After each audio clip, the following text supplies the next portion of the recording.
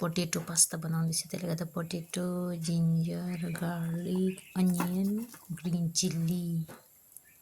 हेर्नुहोस्, आलु एकछिन बोइल गर्नुपर्छ, मतलब बोइल गरेको होइन कि यो स्टिम गरेको मोमो जस्तो। यसले चाहिँ यसो गर्नुपर्छ। आज चाहिँ आलुको पास्ता बनाउँदैछु हजुरहरूले हेर्नुहोस्।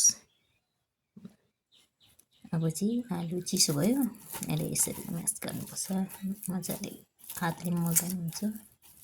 अब यहाँ ब्ल्याक पेपर अलिकति लाउनुपर्छ, बेसी पर्दैन।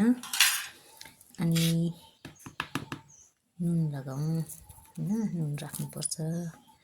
त्यहाँ फेरि यसलाई मजाले मसाज गर्नुपर्छ। ल यो भित्र चाहिँ एउटा दाना दुनी रहनु हुँदैन।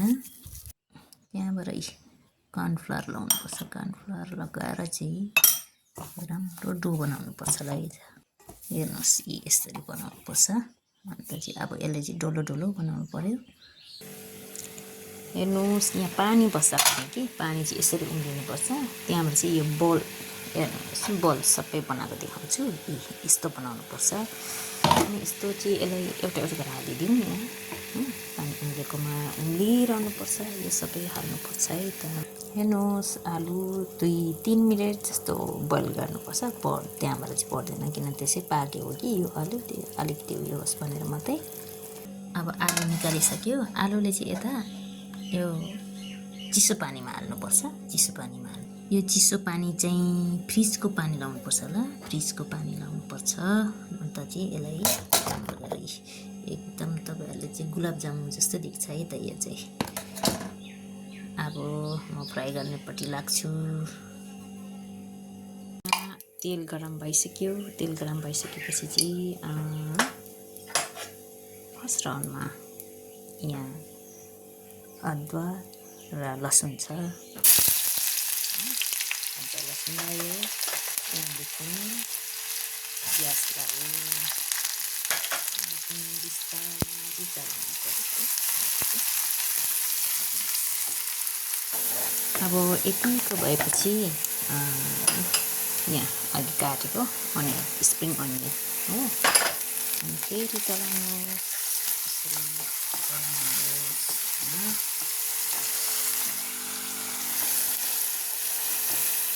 चलाएपछि खोर्सानी फेरि लाउनु, काटेको मजाले चलाउनुहोस् कि। चलाएपछि कि अन्त त्यहाँ चाहिँ नुन लाउनु पऱ्यो नि त। नुन लगाउनु होइन। नुन लगाएपछि फेरि चलाउनुहोस्। यति अब यतिको भएपछि चाहिँ त्यहाँबाट चिल्ली पेस्ट लाउनु पऱ्यो।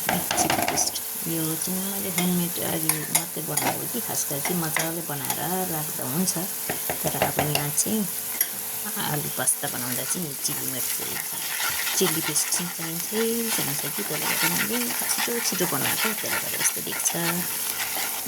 यस्तो देख्छ है, हेर्नुहोस् यस्तो देख्छ। त्यहाँबाट चाहिँ अब टमेटो केचप लाउनु पऱ्यो। यो टमेटो केचप लाउनुपर्छ। हेर्नुहोस्, यसलाई पनि राम्ररी चलाउँदै लानुपर्छ। हेर्नुहोस् मजाले यस्तो हुन्छ। अनि यस्तो बनाएपछि चाहिँ सोया सस लाउनुहोस्। ल सोया सस चाहिँ लाउनै पर्यो। अब चलाउनु कि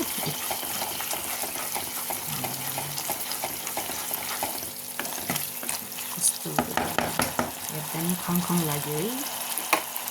अब चाहिँ यो लाउनुपर्छ आलुको बोल।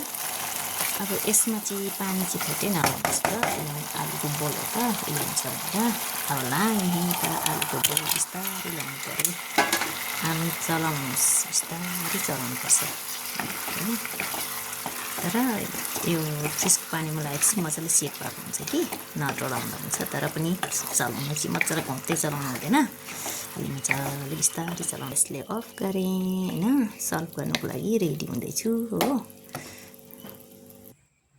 हेर्नुहोस्, अब एकदम सर्भ गरेर रेडी छ, खानुको तयारी भयो होइन।